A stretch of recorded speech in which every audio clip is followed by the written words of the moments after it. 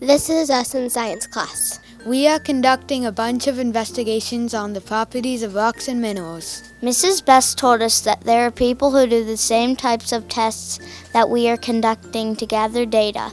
They need to do their jobs as geologists and petroleum engineers. Mrs. Best got in touch with some geologists and engineers, and they told us about their jobs. Mr. Moyer is a geologist. Here's what he had to say. Your science class investigations on the properties of rocks and minerals connect to my job because you are observing firsthand how things work. Mr. Theron, who is a geologist, told us that being able to identify rocks is a big part of his work too.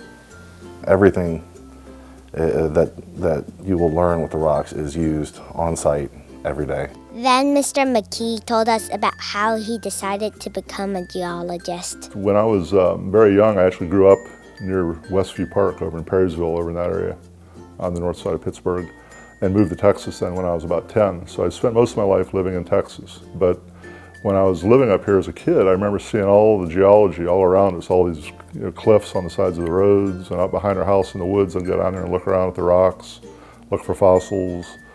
And I think that just really is what sort of set me on that path. I always was very fascinated by the geology and the outcrops that you see all around Pittsburgh. There's so many outcrops around the city.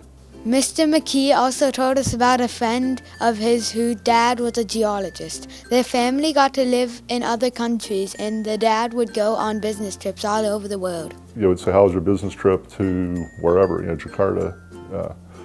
And he'd have these really interesting stories, and it was sort of like Indiana Jones or something. He had all these cool souvenirs around his house, shrunken heads and spears and rocks and minerals and fossils, and it was very interesting. So that sort of made me, I think initially I was interested by the travel aspects of it, getting to see the world, and also the geology, just seeing rocks and what's underground is kind of mysterious to me. Wow, these people work all over the world and get to do all kinds of different things on their jobs. Get to see all kinds of new things, new areas, visited places that most people don't go. Mr. Theron told us he likes his job because it's fun. I like my job because timing. It's fun. I get to look at rocks all day. I get paid to play in the dirt, basically. But at the same time, it's not boring. It's constantly changing. I make decisions on a lot of money, riding on certain projects. So it's definitely demanding, but at the same time, it's a lot of fun. We also met Miss Atique, who is an engineer and has lived in 4 countries in the last 4 years. So you get to see, meet people from different cultures and learn about them, and something that you would not have had the opportunity, if you were not traveling. And it seems like no matter what kind of job you end up getting, you'll probably be working with other people. And Mr. Moyer talked to us about that. Another thing that is very important that I'd like to share with you is that it is very important to get along with people in life. You need to develop your ability to be nice to people, to work with people, to care about people, because when you work as a geologist, you're going to work with people. That sounds like a story Miss Atique told us about when an important piece of equipment broke down. It was in the middle of the night. We were working on a remote area, and we were not going to get that fixed, in a replacement brought for it until next morning, probably around midday, because we were about 6 hours away from where our district was. And since it was night, it was 24-hour operations, and in the nighttime there was nobody out there who we could have called and asked for help. Instead of waiting hours for a repair service to show up, Miss Atique and her team made a decision to work together to see if they could repair the centrifugal pump. They did some investigating and discovered that the pump hadn't been maintained properly. With a little bit of cleaning and some fresh oil, they were able to get the pump running again.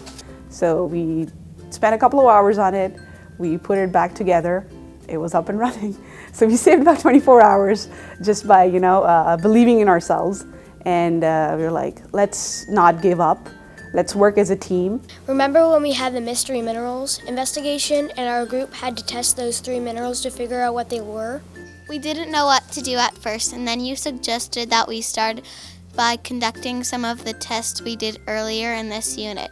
Our plan was to each run a test and share the results with the group to see if we were getting closer to knowing what these minerals were. It was really challenging, but we persevered and we encouraged one another to keep working because we were excited to identify the minerals. And we knew we could do it if we encouraged one another. It was actually kind of fun. Mrs. Best and Mr. Higgins, our school counselor, encouraged us to work hard in our classes. Mr. McKee told us about how hard he had to work in his math classes. If you think you'd like to do a job like mine, I'd recommend that you study as much mathematics and science as you can handle. I wasn't particularly good at math, but I sort of had to study extra hard and push myself a bit. I struggled with a lot of the math. Seriously, it was hard. So I guess it's all right if you're not a math superstar. You just have to do your best and be okay with making mistakes and not giving up, like Miss Best told us. That reminds me of what Miss Pechinay told us when she talked to our class. You can absolutely achieve the goal that I have achieved and be able to pass the classes that are hard with hard work and studying. You do not need to be brilliant to take these courses.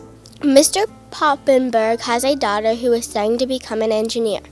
Both men and women are needed to fill all of the engineering jobs that are available. There are a need for good workers, whether you're a high school degree or college educated and an engineer, and people are more accepting of women in technical roles and construction roles and mechanical roles than ever before. So you shouldn't feel, if you're a young woman, that this isn't something that would work for me. Go and find out for yourself if it will, and seek out women in the industry. There are lots of them that would love to tell you their experiences.